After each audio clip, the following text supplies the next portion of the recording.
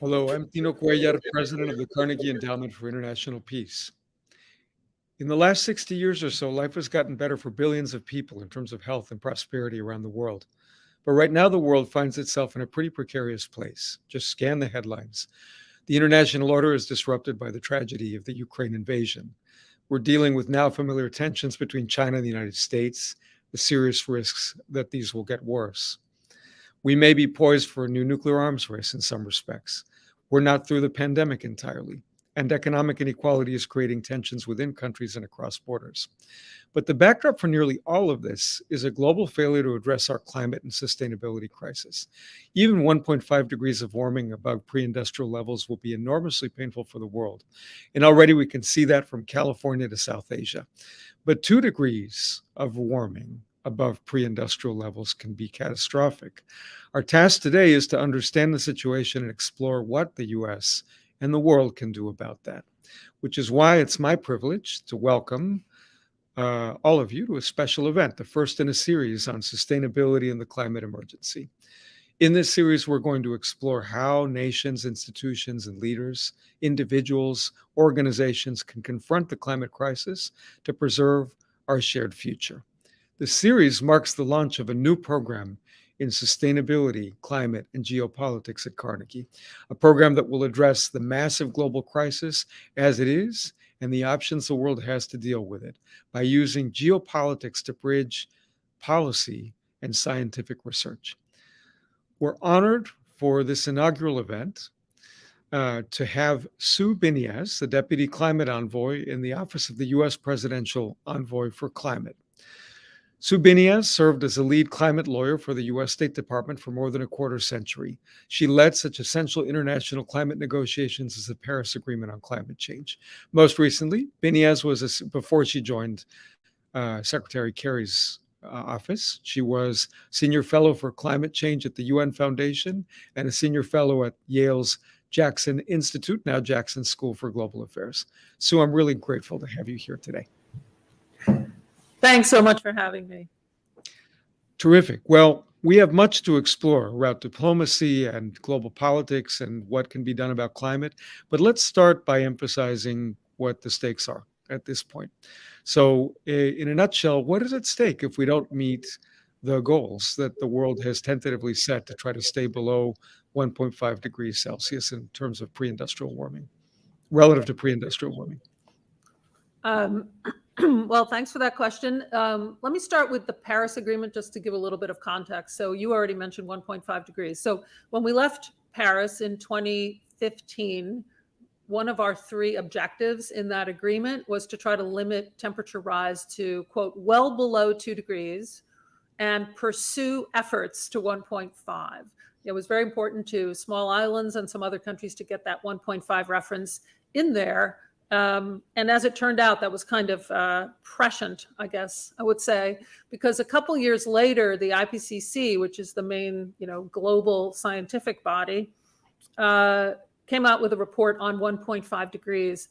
And as you say, made very clear that although like to the, sort of layperson, 1.5, 2 degrees sounds like how could there be such a difference between those two amounts, but it was very clear from this report that there's a huge difference between 1.5 degrees of warming and 2 degrees. I mean, each 0.1 increment is actually very significant.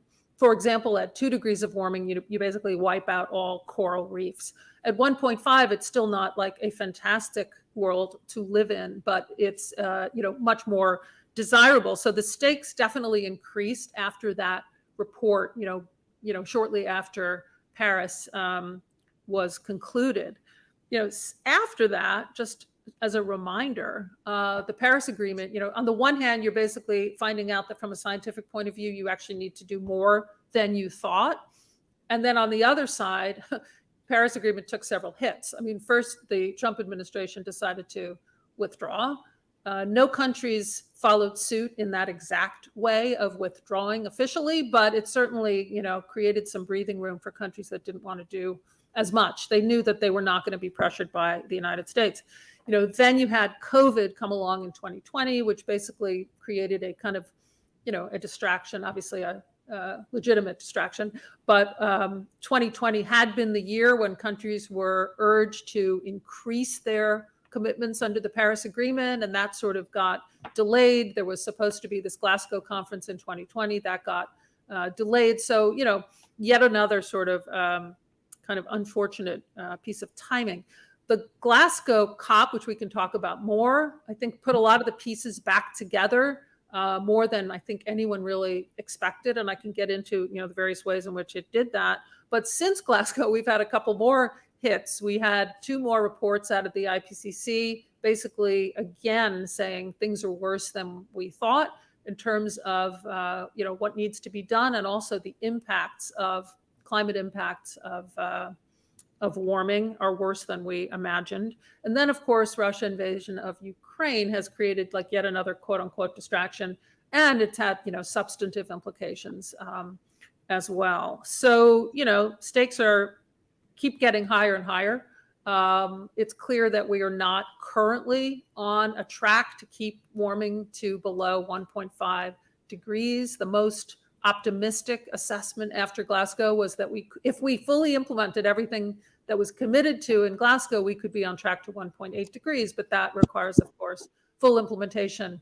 And even that doesn't get you, all the way to 1.5. So, I can also get into, so what are we doing about that kind of across the board if you want to go there. Thank you. The stakes are profoundly important. And in a sense, the picture you're painting is one where we, the world, are racing to catch up with the science, but the science keeps on moving, as it were, and highlighting that the situation is a bit worse than we might have thought.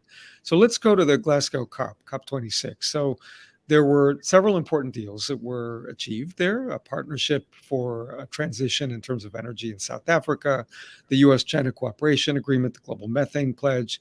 Say a little bit about where these are right now and what we might expect in the next few years on this score. Yeah. I'm glad you mentioned these initiatives. Many people tend to look at the COP and only focus on the negotiated outcomes and not on the things that happen sort of on the periphery, but are also really important. So the Glasgow COP, first of all, just to remind people that one of the accomplishments there was now you could say it was a late accomplishment, and that would be true. But we finally finished the rule book for the Paris Agreement. When Paris was adopted, it left a lot of the details to the future, important details, guidelines, rules for implementing, operationalizing the agreement. It took a long time to get those done, but those are done. There was also a negotiated outcome called the Glasgow Climate Pact, where you got the consensus of all the parties to the Paris Agreement. And it was pretty forward-leaning. Kind of embraced 1.5, not like as explicitly as one might want, but I think it showed the resilience of the climate Paris Agreement in a way, because Paris, as I said, set one objective of well below 2, but then said pursue efforts to 1.5, and the parties are basically now saying we really meant that. We need to pursue efforts to 1.5. So that was a sort of, I think, a good evolution. But then you mentioned these initiatives that were concluded on the side. And so let me talk about those a little bit. First of all, I think it's important to ask the question, what's happening on these initiatives? Our history in the COP world has often been to have a bunch of initiatives at one COP and then completely forget about them before the next COP. That's partly because of the nature of the beast. These COPs are hosted by a different country every year. What often happens is, one country's priorities are not the next country's priorities. So you tend to just, move on to the next COP and, start talking about whatever that country is interested in. So it's great that you're asking this, and we are very focused on, implementation this year of things that were agreed to last year. So just to get more specific, your first example was this Just Energy Transition Partnership, or what we're calling JETPs, with South Africa. That's being implemented. The JETPs have also now come to include more countries: India, Indonesia, Vietnam.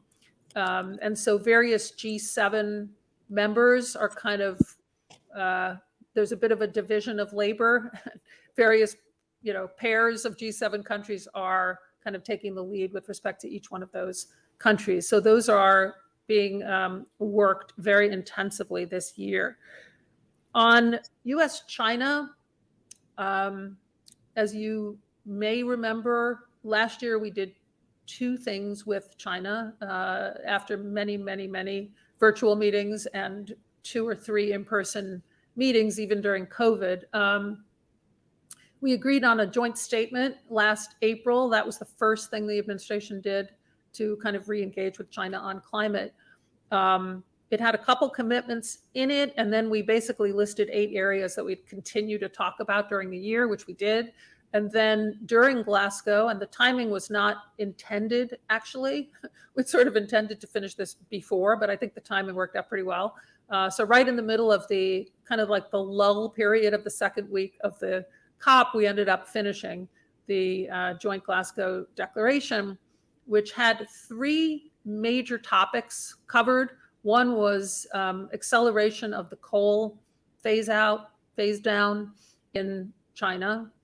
The second was deforestation, and a particular emphasis on our respective laws that ban the import of illegally harvested wood and wood products, and to sort of work on effective enforcement of those laws together. And the third was methane. And the US already had a national action plan on methane, which is a very potent greenhouse gas. So we were interested in getting China to do likewise. And so they committed to prepare an ambitious national action plan on methane this year. So those are kind of the substantive aspects of the Glasgow Declaration, but we also set up a working group, or established a working group. Now, it's taken incredibly long to actually get the working group going. We haven't even met as the working group yet, and it's July. So that took much longer than we wanted to get the terms of reference done. Several things got in the way. The Olympic boycott got in the way. Russia, Ukraine probably got in the way, although that was not explicit.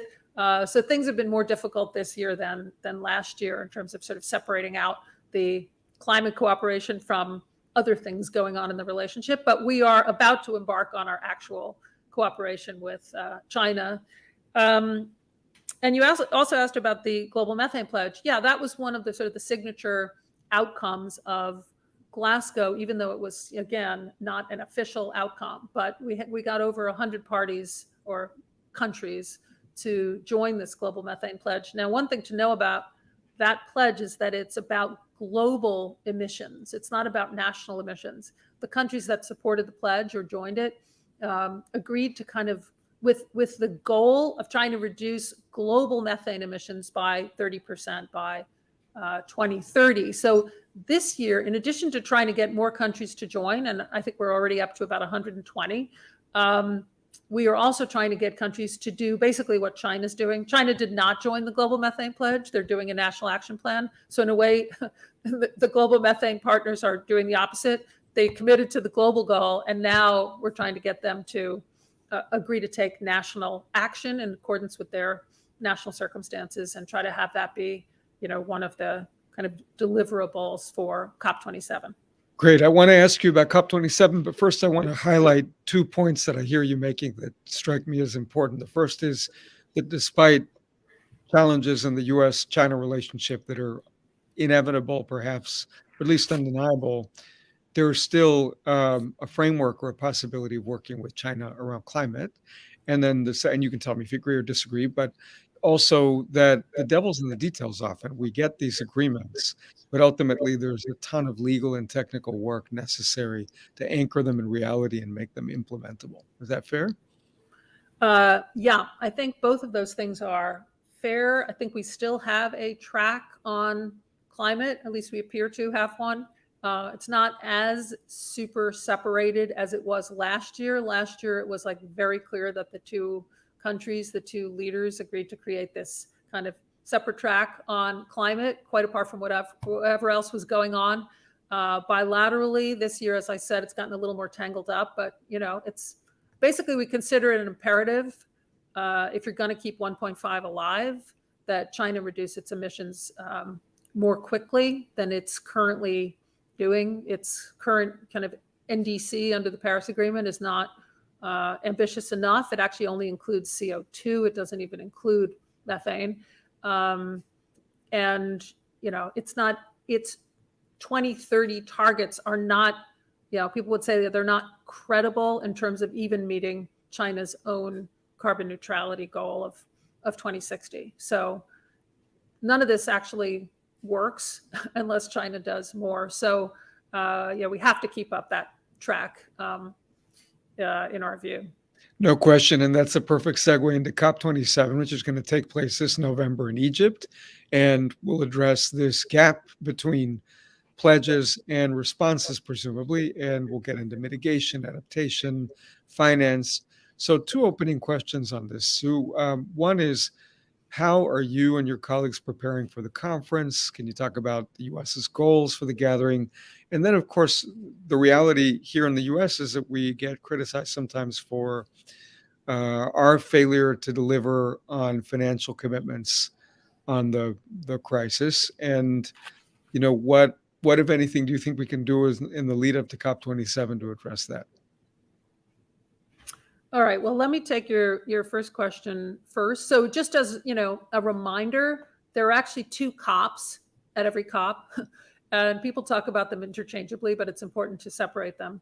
I don't know which one's the small c and which one's the big C, but one of them is the official COP where you have negotiated outcomes. And that means everybody has to agree or basically not block consensus. We have a very high threshold for agreement, which is basically any one party can state an objection and then you don't have consensus. So it's quite challenging to get everybody to agree to something. So that's one COP.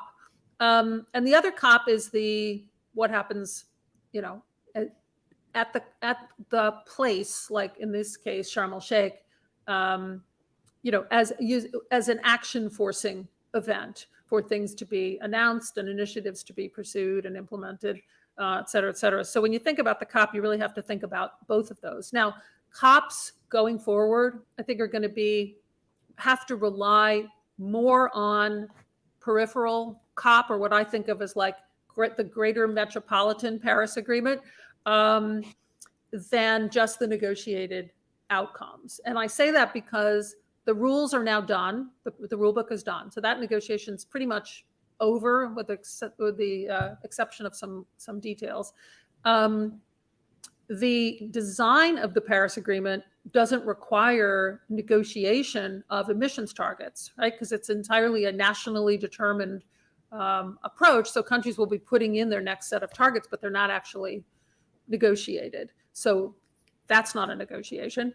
So, if you're going to think about a COP's success and its significance, you're going to have to look beyond the negotiated outcomes, even if they are, important. They can't be the whole picture, or you're really not going to get to, you're not going to keep 1.5 alive or do enough on, adaptation and finance, et cetera. So that's just sort of a introductory remark.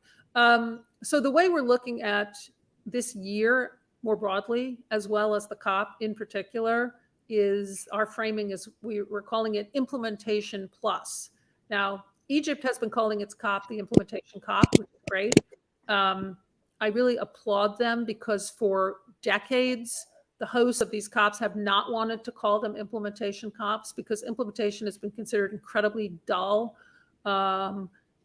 Countries generally don't want to spend millions of dollars hosting a COP and then say it's about implementation because nobody finds that interesting. And the media in particular tend to always look for some, big outcome or some big controversy. They don't want to talk about the parties got together and implemented what they said they would do last year. But I think to their credit, Egypt is saying, no, it has to be about implementation, both for the sake of continuity from last year's COP to this year's COP, and also for the sake of accountability, right? You shouldn't really be able to get away with signing up for a bunch of things at one COP and then, not having to say at the next COP sort of what you're doing to actually follow through. So our only friendly amendment to implementation is that, even if you fully implement, it's not really enough across the board. So that's why we call it implementation plus, and that applies to mitigation, adaptation, finance, et cetera, et cetera. So just to take mitigation as one example,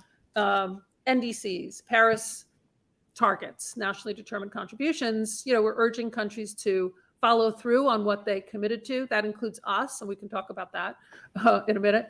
But also, one of the important aspects of the Glasgow Climate Pact from last year was a call to those whose NDCs are not like stringent enough. They're not what we would call sort of Paris aligned, to strengthen their NDCs this year. And that's particularly important for the major economies that are not yet aligned with either, whether you call it well below 2 or 1.5, they're not either. So that's kind of the plus. So we're very focused on that. We're also focused on implementing these JETPs, as I mentioned, bilateral engagement, not just China, but other major economies. The president hosted another major economies forum a couple weeks ago at the leader level. So where we introduced a bunch of new-ish and new initiatives for COP27 that relate to mitigation, not only this global methane pledge and being more specific with respect to national action, but we have a new initiative called the Green Shipping Challenge, which kind of keys off of a couple of the declarations or initiatives from last COP that we didn't talk about before. But there was an important UK initiative, and I think Denmark and the US also co-sponsored this initiative to push for decarbonization of the shipping industry by 2050. And another declaration that said we should be establishing green shipping corridors between various ports and cities. And we're kind of doubling down on both of those and adding to them and trying to make green shipping, one of the kind of outcomes of this COP. So those are, I can go into more detail on adaptation and finance, et cetera, but that gives you some flavor of sort of taking things that already existed, moving them forward, and then, also coming up with new things so that when we have this COP, we can, kind of legitimately move the needle on mitigation and show that we're implementing, previously agreed commitments. That's very helpful. And again, I just think about, just to pick up your point about shipping, the intersection of domestic and international. We're talking about global rules. We're talking about sea lanes. We're talking about national policies. We're talking about industry. We're talking about NGOs and civil society. So hence your point about the two COPs. So adaptation, a word you mentioned several times now. We are obviously, as a planet, struggling with mitigation, and there's much more that needs to be done on that score. But how does climate adaptation manifest its importance in the U.S. foreign policy agenda? Yeah, it's one of those issues that has really taken off, not necessarily for good reasons, right? Because the reason it's taken off is because climate impacts have become, more and more sort of visible and dire and predictably worse and all of that. But I think the regime has been somewhat slow to take on adaptation as something as important as mitigation. I mean, for the early years of the regime, the Framework Convention was very focused on limiting, the objective of the Framework Convention is to avoid dangerous or anthropogenic interference with the climate system. It's very much kind of mitigation oriented. The Kyoto Protocol was all about emission reductions. The Copenhagen Accord, also emission reductions with a little bit of adaptation thrown in. So the Paris Agreement was the first kind of instrument in my world that really highlighted and gave, much higher priority to the adaptation kind of pillar, if you want to call it that. So, we have made that an absolute priority in our foreign policy. President Biden, when he came to Glasgow, announced his initiative called Prepare, which is an acronym for a much longer title, which I won't go into, where it's, the purpose of it is to help over 500 million people in the world adapt to climate, manage climate impacts. The financial aspect of it is to get to $3 billion annually by FY 2024. The current budget proposal would actually get there earlier than that. So, we're taking that extremely seriously. And we also have, lots of things going on adaptation-wise with various parts of the world. Now, whether these are considered, deliverables or whatever for COP27, I don't know. We have to sort of figure out exactly what gets announced and what gets, strengthened by COP27. But we've got initiatives going on with small island developing states, with Africa. There's an African Union flagship initiative called Africa Adaptation Initiative, AAI. It's really hard to keep track of all of these things, so I'm rattling them off quickly. But there's a least developed countries initiative related to effective adaptation and resilience.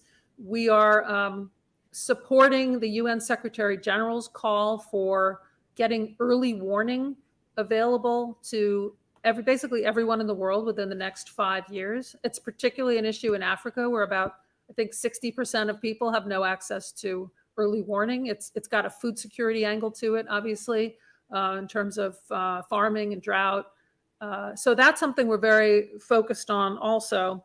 There are other examples, but that gives you kind of a flavor of the fact that we are trying to push that very much. There was also, those are sort of kind of action related initiatives. There was also a call in Glasgow to double adaptation finance in particular, from a baseline of 2019 by 2025. So that's something that the developed countries are working on, and also trying to get the MDBs to increase the amount that they devote to adaptation. That's been an area where, the percentage that from the World Bank and other international financial institutions that goes adaptation has been pretty low. Secretary Kerry and Secretary Yellen met with those MDBs just a couple of days ago to try to make sure that these kind of adaptation policies are able to be turned into bankable projects. Thank you. So it's a striking example of how even in a dire situation where adaptation is a problem because climate is a problem and we're not yet where we need to be on mitigation, there's a path forward, is what I'm hearing, and opportunities for innovation and some finance that is coming together. So I want to zoom out a little bit before we get to the Ukraine invasion and how that ripples through the climate world. And just note that in all our conversations so far, Sue, we've been talking about legal mechanisms and frameworks and international agreements. And in many ways, the story is one of action, of positivity and possibility for agreement, but also perhaps one that raises pretty fundamental questions about global capabilities for governing cross-border challenges. And this is an issue, of course, that is not unique to climate. There's nuclear proliferation, there are issues involving the global commons around biodiversity, water issues, the oceans. But I, as somebody who has been so deeply ensconced in this field, trying to make a difference for so many years, I want to zoom out a bit and ask you how we should expect global cooperation and governance to work at this crucial moment on climate, realistically, not as a utopia, and what that tells us about the broader challenge of building institutions to help manage these shared problems that the world faces. Yeah, it's a great question. One could teach an entire course on this regime, which I actually do, but probably don't get into all of the aspects that you just raised. I think maybe a couple things. One, we need to focus more on implementation, which I've already talked about ad nauseum. Two, we need to focus on the two COPs, particularly the second outside COP, which I've already talked about. I think third, I would say Paris is the right design. I often say it's a little bit like Churchill and democracy. It's the worst design of an international climate agreement except for all the others. I think it was the only way we could have gotten all the major countries in the world to sign on to something. And I think it has shown, while it is not probably doing enough, I don't think that's the agreement's fault. To the extent that countries aren't doing enough, it's whatever, the lack of or insufficient political will, other issues. I don't think those would miraculously change if you had some different structure of an agreement. You might just have fewer parties to that agreement. And as I said before, I think Paris is showing itself to be somewhat resilient because, in the face of finding out that 1.5 is actually way more important to get to than we thought in 2015, we have actually gotten all the countries in the world to kind of say, yes, we agree with that. And that's reflected in the Glasgow outcome. Another example of kind of resilience of the agreement is that there's a provision in Paris that basically says we should get to net zero emissions by the second half of the century. Now nobody's talking about the actual second half of the century. We're basically talking about 2050, which is the very beginning of the second half of the century. So, people are not, while technically, the objective of the agreement stays the same, we're sort of applying it in a maybe a flexible manner. The fourth point I would make, which is something I was a little bit obsessed over when I was in the outside world for a couple of years, I used to say Paris can't do it alone. And I believe that even more now that I'm back in the government working on these issues. I think it's quite different from other international agreements and maybe international environmental agreements in particular. Many of them are very self-contained. You look at the Montreal Protocol and you've got the commitments and you've got a funding mechanism and voila, you've got kind of implementation. Paris is not like that. The objectives are just too huge. You're basically talking about, decarbonizing the entire world economy, adapting to climate impacts, building resilience, and aligning all financial flows in the world with those two objectives. That's just enormous. It puts too much of a burden on Paris alone to say, like, this agreement needs to accomplish all of those objectives. And, some of the issues are very specialized. So, for example, there was language in the Glasgow outcome about the importance of fossil fuel subsidy reform. That got a lot of press because it was one of the last issues to be resolved. But, you're not really going to have 200, countries with climate negotiators figuring out some deal on fossil fuel subsidy reform. That's going to have to go to some other kind of plurilateral grouping of experts in that field. Also, some of the issues under the UNFCCC/Paris regime have already been sent to other international institutions like ICAO and IMO. So international aviation, international shipping have already been sort of, dispatched to other places. ICAO is meeting next week, in fact, on the issue of whether to set up a long-term aspirational goal for aviation. The IMO has also been meeting on its greenhouse gas strategy and amending it. So there's a lot going on that's related to climate change, but that is happening kind of, elsewhere. And you mentioned cross-cutting issues, and that's yet another category where, the ocean is so bound up, and biodiversity also, with climate impacts. In the case of oceans, it's not just, as we say, a victim of climate change, but it's also, area of potential solutions to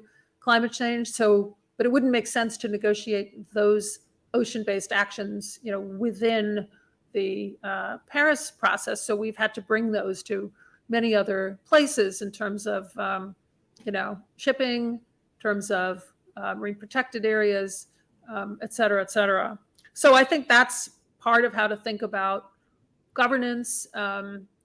Academics will call it polycentric governance. I tend to just think of it as, we have to keep open as many institutions as possible to be working on this issue. And we also have to do it at all levels. So it's not just national governments, but it's, subnational governments, private sector, financial institutions, et cetera. Do you think, Sue, that the Paris Agreement and the COP process would benefit from a more robust secretariat type structure, something more along the lines of the World Health Organization or the International Atomic Energy Agency? Or do you think that that is more trouble than it's worth at this point? Yeah, probably more trouble than it's worth. It probably does need some reform. It really blew up quite a bit during the Kyoto Protocol days. Now that Kyoto Protocol is basically almost over, it probably needs to be rethought to a certain extent in terms of who does what. But I think the basic structure of the Secretariat is sound or fit for purpose, I guess. Mm-hmm. Okay, so it's a picture that is mixed again, has some positive elements, some challenges, but complicated even before the Ukraine invasion. Then, of course, Russia invades the Ukraine, and that has ripple effects on energy markets. We've got large energy exporters that are now boosting production in response to demand for non-Russian oil and gas. And so while maybe an early impression might have been that certain countries would have had big geopolitical reasons as well as climate reasons to really stop using fossil fuels or greatly reduce their dependence more quickly than before. In fact, the picture is more mixed. So what would you say has been the biggest impact of the Russian invasion on your work? Maybe three things to mention.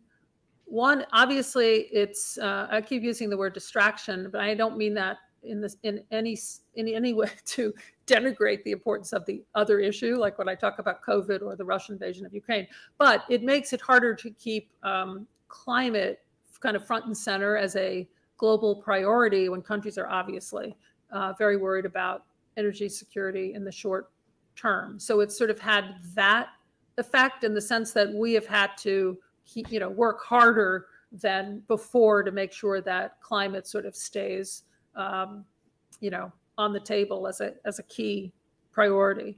Substantively, as you already kind of mentioned, we've got the short-term energy security issues that are obviously completely legitimate. But what we're trying to do, and Secretary Kerry says this forcefully whenever he can, try to make sure that these, sort of short-term energy needs don't turn into locked-in long-term infrastructure, right? So, he will often flip it around and say, this crisis, it doesn't stand for the proposition that we should double down on fossil fuels. It stands for the opposite proposition that we need to more quickly move to renewables and be, sort of independent or more independent of fossil fuels. So that's kind of the substantive link. A third thing is energy. Maybe I have four things. A third thing is that energy security is now kind of a topic that comes up at climate gatherings. We raised it affirmatively at the President's Major Economies Forum meeting a couple weeks ago, where we normally would not have put energy security on the agenda. And, next week, the Germans are hosting their annual climate event called the Petersburg Dialogues. And they have actually put on the agenda energy security. And it's obviously like a very top concern of Germany, as was very clear during the G7 negotiations of this past couple months. And then the last point is just, it's obviously had an impact on our bilateral relations with Russia, of course. We agreed on a joint statement last summer with Secretary Kerry, and a few of us went over to Russia last June or July. We agreed to work on a bunch of issues of joint common concern, including reducing emissions of CO2, reducing methane emissions, working on Arctic-related issues, including black carbon.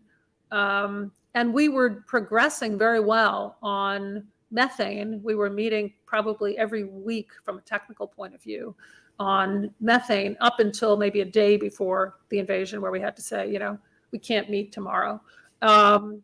So that's kind of, that's another just, I guess, implication is that work is over. Another implication relatedly is the Arctic Council, where, a lot of the work that the Arctic Council does is related to the warming of the Arctic, which is warming something like 3 times faster than the rest of the world. And, Russia kind of holds the key to that largely. And they are also the chair this past year and this year of the Arctic Council. But that work with them has had to stop, obviously. So those are just a couple examples. Great, very helpful. And you underscore one reason why the Ukraine invasion ripples through the climate space, which is the extraordinary importance of Russia, just as a matter of geography and sheer scale. The Arctic, permafrost, the production of energy in Russia. So I just note that we're going to be grappling with this question of how does Russia fit into the climate picture for probably many decades to come. I do note also that the Ukraine invasion highlights what might seem to some people to be a disconnect between what many Western nations are doing in response to the crisis, where there's an increase in coal production, oil production, natural gas production in response to the invasion, while developing countries like Nigeria, Indonesia, South Africa face real pressure to meet drastic reductions in greenhouse gas emissions.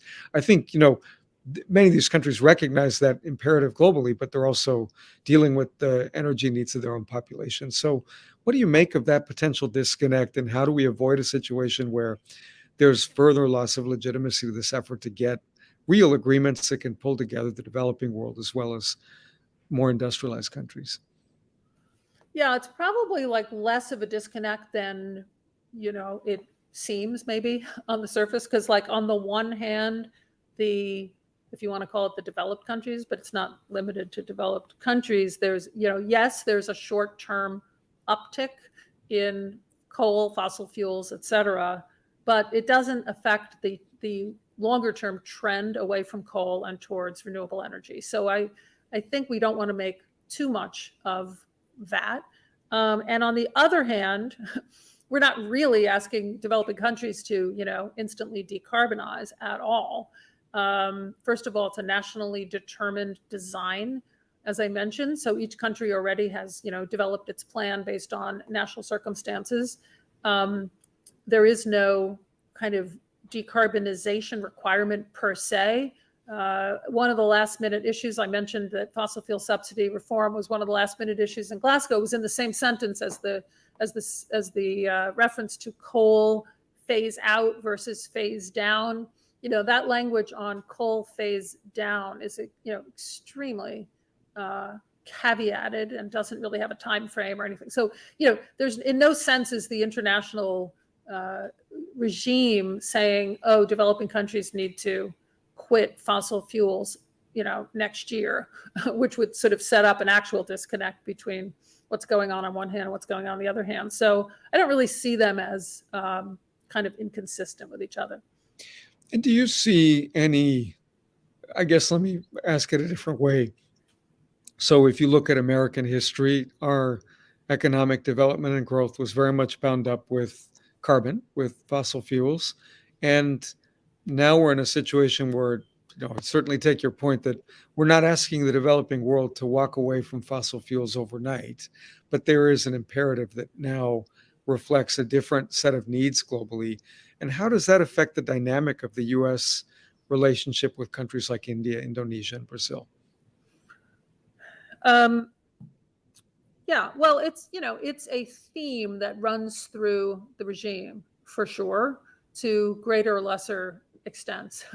And sometimes it depends on which country you're talking about. I think for India, yes, this issue of, historic emissions, historic responsibility will always be raised, that the developed countries have taken up a certain amount of quote unquote carbon space in the atmosphere, and that developing countries need to grow and develop and all of that. I think, and with other countries, it's, kind of not so much the case. I think the regime has tried to accommodate those concerns in the sense that, first of all, the nationally determined approach is critical, right? Because, if you took a Kyoto type approach, I think it would have absolutely failed, where you tried to negotiate with other countries what your target would be. That would have been considered, completely unacceptable to a lot of the developing countries. It would have been unwieldy, of course, to do, 200 negotiations. But even setting that aside, I think it would have been considered, intrusive and, to your point, somehow kind of dictating, easy for us to come along and dictate, what developing countries to do now that we have developed. So I think that's a really important part of the of the regime. And I think, financial assistance and whatever capacity building, technical assistance, all of that is another really important point. So just like these JETPs illustrate, and our other, the Green Climate Fund and other, multilateral development banks and institutions are there to help developing countries, do this transition. So nobody's saying like, you should take on a target, and by the way, we won't help you implement it. So I think kind of a combination of all of those things make the regime, defensible. So let's talk a bit about the connection between U.S. domestic policy and the global picture here. And President Biden came in with a real focus on climate as a major priority. I think it's fair to say that that has run into several hurdles. So Build Back Better is a name you don't hear quite as much as you used to in terms of the legislative picture. It's stalled. And of course, the recent ruling from the Supreme Court in the West Virginia v. EPA case highlights some limitations the court sees in the EPA's authority to regulate with respect to carbon emissions, at least in the most straightforward and direct way. So when you think about these challenges and how they affect the U.S. picture, how does that impact your position and role and what you're trying to do abroad? Well, I think it affects it and it doesn't affect it, if that makes any sense. I'll obviously elaborate.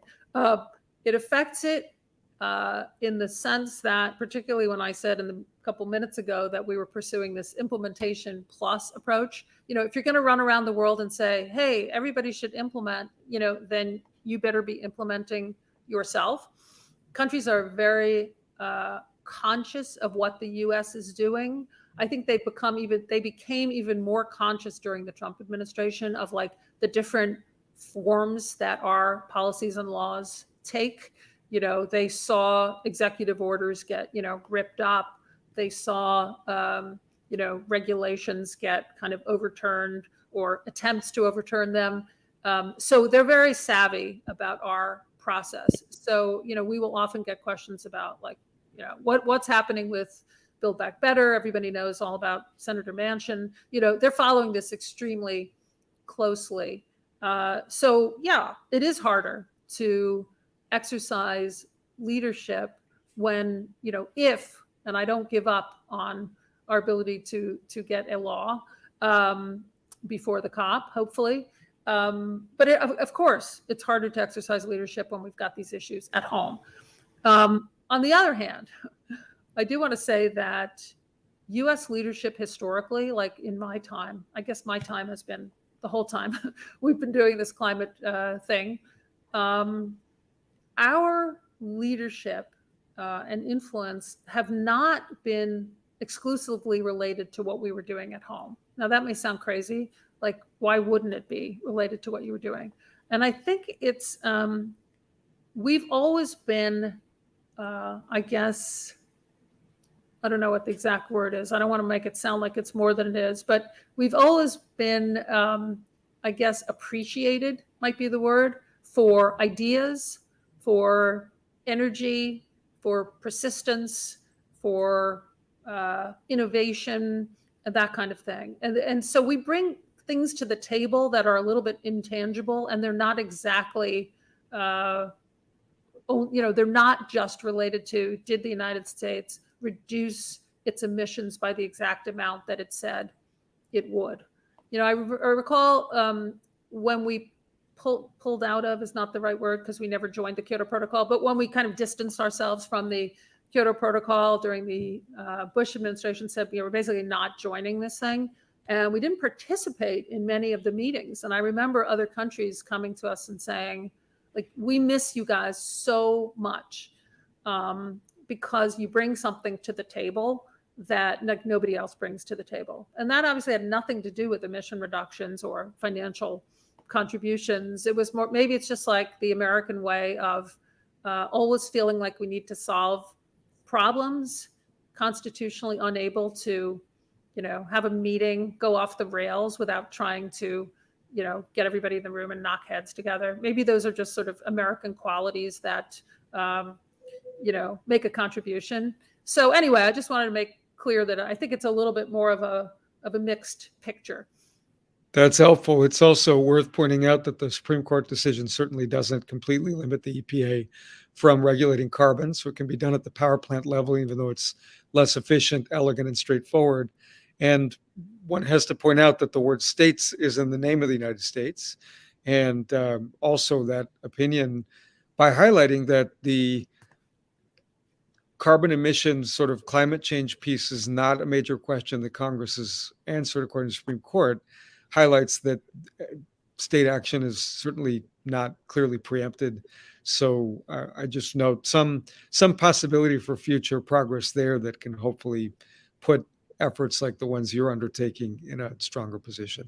Yeah, absolutely. I mean, some countries have asked about the Supreme Court decision. Obviously, they're very aware of it and they do want to know what the implications are. I mean, there are some good analyses out there saying, this is not, it is not as whatever consequential as it might seem at first blush, for a lot of the reasons that you state.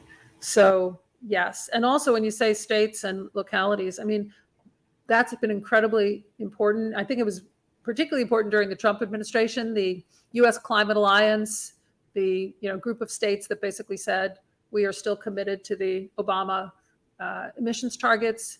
The We Are Still In coalition, which was not just states, but states and cities and private sector and all kinds of groups that basically said we're still committed to the Paris Agreement objectives. You had this whole kind of groundswell of climate action and enthusiasm, ironically, that grew out of the federal government's withdrawal from the agreement and persists. So I think it has definitely helped with U.S. credibility. So you can't really just look at the U.S. as a monolith anymore. And so anything that happens with respect to the federal government or a particular Supreme Court case is, it's a piece of the puzzle, but it's not the whole puzzle. I take your point, Sue. We are many things. We are one nation in the United States, but we're also a continent-sized federation of governments with agendas that can have a really big impact in this space, potentially. So speaking of impact in this space, we've talked about JETPs, the Just Energy Transition Partnership that the G7 countries have been supporting. And who could deny the importance of these large middle-income countries that are really the target of the Just Energy Transition Partnership? But if I'm sitting in an island nation in the Caribbean or the Indian Ocean or the Pacific, I might worry that something like this effort leaves out the concerns of my country.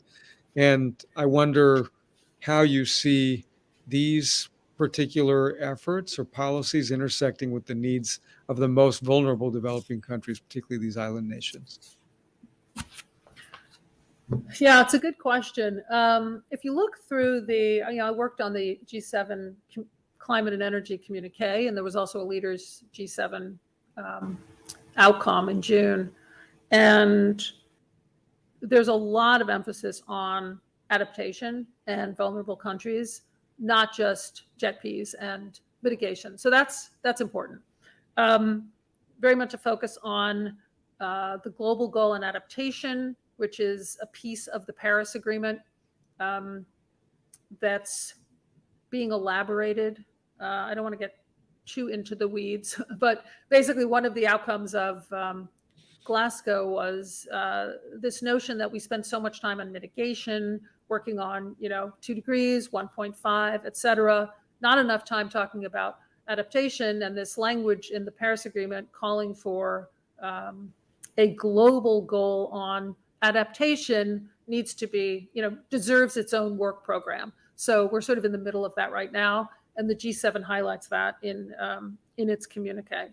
A lot of strong language also just on adaptation actions, on adaptation finance, on working with the MDBs, as I mentioned. Our Treasury Secretary and Secretary Kerry very much pushing the MDBs, as is the UN Secretary General, to get more into the adaptation finance space. One of the concrete things that came out of the G7 was this thing called the Global Shield, which I don't know if people are kind of familiar with, and I'd be hard pressed to give it like a very good description. But the basic idea, and this came from Germany, is to strengthen the architecture of disaster risk financing around the world so as to create a, quote, global shield for developing countries or vulnerable countries against climate risk. So that's something that has been embraced. I don't know if it's been embraced by like all countries. It might be of more relevance to certain types of countries than others, but that'll certainly be some kind of deliverable going into COP 27. And then the U.S. has made several commitments to this adaptation and climate risk space, both in Africa and in the Caribbean. I think your head would explode if I gave you all the names and acronyms of all of these initiatives, but that's the gist. So we're coming to near the end of our time together. I want to ask you maybe two questions in closing. One is, all this territory we've covered, from China to the G7 and the Just Energy Transition Partnership, domestic policy here in the US, touched on Europe, Ukraine. How does that fit together in terms of your day-to-day life? So what would be like a week in your life and how you work? And then we have focused a great deal, and appropriately so, on some very serious challenges. Part of your message, I take it, is that the world is just not where it needs to be yet. But what are examples of effective regional or national approaches, positive stories that you've seen that you think might highlight where the world needs to go and how we might get there? Yeah, on the first one, I would say our day-to-day life is completely insane. I used to think that I worked hard when I was a lawyer at the State Department for 32 years. But I didn't actually know that it was possible to work as many hours as we now do. Secretary Kerry said when we came in on January 20th of last year, there are not going to be any days off between now and COP 26. And he really wasn't kidding. I thought that it might be sort of an exaggeration, but it really wasn't. So, one feature of what we're doing is that, he considers us on an important mission where time really matters. So it's, firing on all cylinders kind of all the time. And we're trying to keep a million balls straight, or balls in the air. I'm responsible for, negotiations of all sorts and cross-cutting issues. So that ends up including like everything related to the COP, the G7, the G20, ICAO, IMO, oceans, climate and trade, climate and biodiversity, climate and fill in the blank, whatever, climate and security. So it's a lot. And we've got, bilateral relationships with countries. We've got, multilateral with small groups. We have global. Every day is just filled with, generally like probably 14 different interactions. So very, very busy and pretty stressful, I would say. I don't know if that's the answer you were looking for, but anyway, but I think, people's spirits are up, even though you mentioned many of the challenges, but, we have a boss who's like always, trying, if he doesn't find something hopeful, he, creates something hopeful. And so that's kind of inspiring to work alongside of.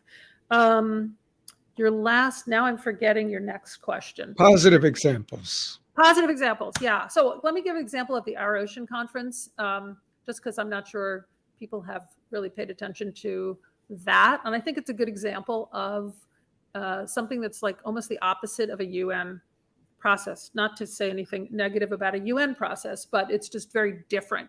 So when Secretary Kerry was Secretary of State in 2014, he started this thing called the Our Ocean Conference.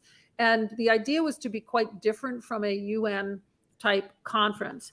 It was not going to just involve countries. It was going to involve, non-state actors, subnational governments, et cetera. There was not going to be any kind of negotiated outcome. It was going to be all about commitments to action, not some kind of, text. And these meetings were going to be, 2 days long, not 2 weeks long. And they've been, I think, very successful. There's been a different host every year. When he came in last year, Palau was about to host the next one. Because of COVID, it couldn't really happen in 2021. So he, asked them, like, do you want us to help you and sort of co-host? So that's how things worked out. And we ended up co-hosting this Our Ocean Conference in Palau. First time it had been held in a small island, or on a small island, in April.